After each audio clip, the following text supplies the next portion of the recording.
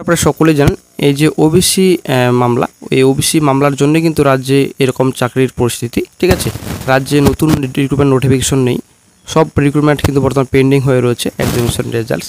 তো ওবিসি সংক্রান্ত মামলা কবে মিটবে, আজকে কিন্তু গুরুত্বপূর্ণ একটা আপডেট পাওয়া গেছে। অবশ্যই বন্ধুরা ভিডিওটি সম্পূর্ণ দেখুন, শেষ পর্যন্ত দেখুন। চ্যানেল নতুন দর্শক অবশ্যই চ্যানেলটিকে সাবস্ক্রাইব করুন, সঙ্গে অবশ্যই রাখবেন প্রতিনিয়ত যেগুলো সরকারি বেসরকারি সবার আগে চাকরি খবর আপডেট পাওয়ার জন্য।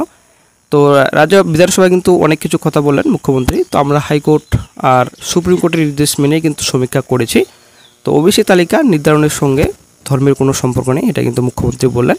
কিন্তু বিরোধী দলনেতা শুভেন্দু অধিকারী কিন্তু অন্য কথা বলছেন। তো বন্ধুরা অবশ্যই ভিডিওটি সম্পূর্ণ দেখুন, আশা করি সমস্ত তথ্য আপনারা এই ভিডিওতে পাবেন। অবশেষে কি চাই ওবিসি জট কাটলো, এখন কি বর্তমানে এখন নতুন বিজ্ঞপ্তি রাজ্যে প্রকাশিত হবে? তো অবশ্যই বন্ধু ভিডিওটি সম্পূর্ণ দেখুন, আশা করি সমস্ত তথ্য আপনারা এই ভিডিওতে পাবেন।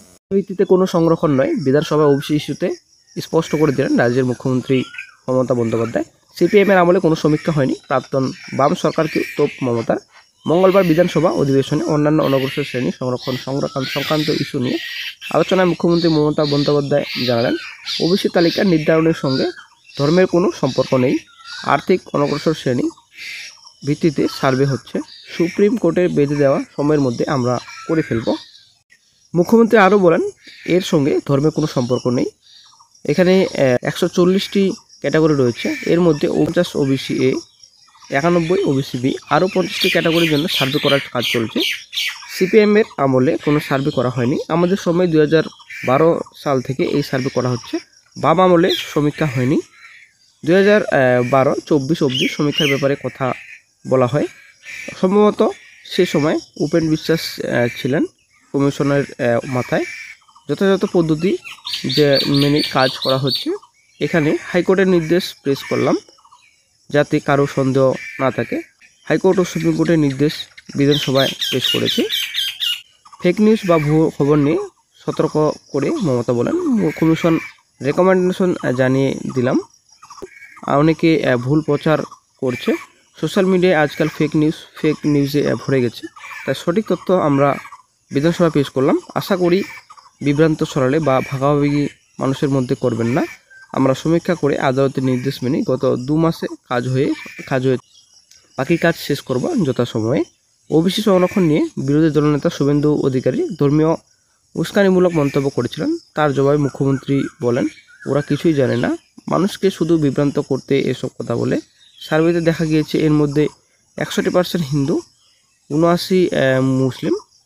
ওবিসি শংসাগত বিতর্ক। সম্প্রতি রাজ্যের ওবিসি সংরক্ষণ নীতি নিয়ে হাইকোর্টের রায় মেনে সংশোধিত তালিকা খসড়া অনুমোদন করেছে মমতা বন্দ্যোপাধ্যায় মন্ত্রিসভা। গত 2 জুন রাজ্য মন্ত্রিসভার বৈঠকে অনগ্রসর কল্যাণ দপ্তরের তরফে একটি সংশোধিত তালিকা পেশ হলে তাদের সিলমোহর দেন মুখ্যমন্ত্রী। তালিকা অনুযায়ী আইনি জটিলতা দূর করতে আগে থাকা 66টি জাতির সংখ্যা কমে 64 করা হয়েছে এবং নতুন করে 76টি জাতি সংযোজিত হয়েছে। ফলে রাজ্যের স্বীকৃত ওবিসি জনগোষ্ঠীর মোট সংখ্যা দাঁড়াল 140-এ। মঙ্গলবার বিধানসভায় এ নিয়ে অপপ্রচার এবং বিভ্রান্তি রুখতে বক্তৃতা করেন মুখ্যমন্ত্রী। জানিয়ে দেন, আর্থিক অনগ্রসর ভিত্তিতে সমীক্ষা করা হয়েছে, তাই ওবিসি শংসাপত্র দেওয়ার ক্ষেত্রে কোনো ধর্মের সম্পর্ক নেই। যদিও তার এই দাবি মানতে চায়নি বিরোধী শুভেন্দু অধিকারী। অভিযোগ করেন, রাজ্যের শাসক দলের রাজনীতির কারণে প্রকৃত ওবিসি সম্প্রদায়ভুক্তের বঞ্চিত হচ্ছেন।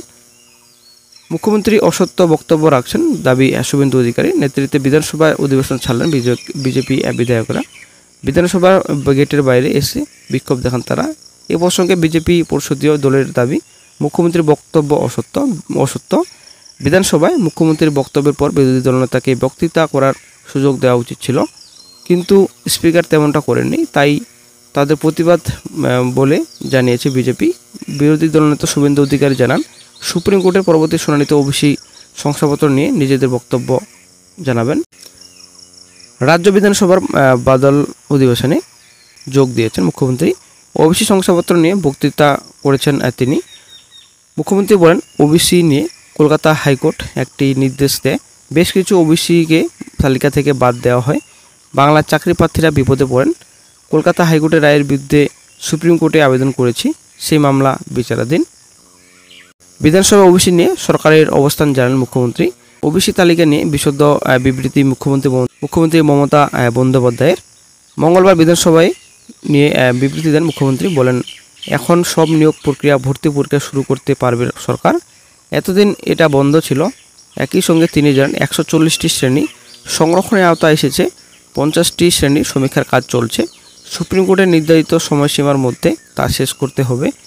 এদিকে মমতা ওবিসি সংক্রান্ত বিবৃতির পরেই অধিবেশন কক্ষ থেকে বেরিয়ে এসে স্লোগান দিয়ে থাকেন বিজেপি বিধায়করা। বিরোধী দলনেতা শুভেন্দু অধিকারী সংবাদ মাধ্যমে দাবি করেন, সংখ্যালঘু তোষণে ব্যস্ত সরকার, হাইকোর্টে কেস পেন্ডিং, সুপ্রিম কোর্টে 15 জুলাই ডেট আছে, তারপরও আজ আগে থেকে নোটিশ না দিয়ে বিরোধী দলনেতাকে 2 মিনিট বলারও সুযোগ না দিয়ে মুখ্যমন্ত্রী বলার পরেই স্পিকার অ্যাডজার্ন ঘোষণা করে দিলেন, আমরা ছাড়ব না। এই লড়াই হিন্দুদের অধিকার রক্ষার লড়াই। যদিও এদিন বিধানসভায় বিবৃতিতে মুখ্যমন্ত্রী জানিয়েছেন এই শ্রেণীবিন্যাস অনগ্রসরতার ভিত্তিতেই করা হচ্ছে। অনেকে এই নিয়ে ভুল প্রচার করছেন। মুখ্যমন্ত্রীর বিবৃতি ধর্মের ভিত্তিতে এই শ্রেণীবিন্যাস বলে অনেকেই ভুল প্রচার করছেন। সোশ্যাল মিডিয়ায় ফেক নিউজ ছড়ানো হচ্ছে। প্রসঙ্গত এই ওবিসি তালিকার জন্য একাধিক চাকরির পরীক্ষা আটকে ভর্তি পরীক্ষা। সম্প্রতি রাজ্য মন্ত্রিসভার বৈঠকে নতুন ওবিসি তালিকা অনুমোদন দেওয়া হয়েছে। 2010-এর আগে রাজ্যের ওবিসি তালিকায় 66টি জাতিগোষ্ঠীকে অন্তর্ভুক্ত করা হয়েছিল। তার মধ্যে 2টিকে আপাতত বাদ দেওয়ার সিদ্ধান্ত হয় বলে খবর।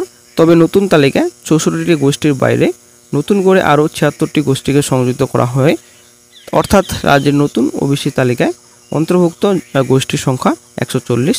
যদিও এই ওবিসি তালিকা নিয়ে আদালত ইতিমধ্যে মামলা চলছে। 2010-এর পর তৃণমূল জামানায় যে ওবিসি তালিকা তৈরি হয়েছিল সেখানে আগের 66টির সঙ্গে আরও 113টি গোষ্ঠীকে অন্তর্ভুক্ত করা হয়েছিল। যেভাবে এই ওবিসি তালিকা তৈরি হয়েছিল তা বিধি মেনে হয়নি। এই যুক্তিতে তা গত বছর খারিজ করে দেয় কলকাতা হাইকোর্ট। তা চ্যালেঞ্জ করে সুপ্রিম কোর্টে যায় রাজ্য। নতুন করে সমীক্ষা চালিয়ে তালিকা তৈরি করতে রাজ্য 3 মাস সময় চায়।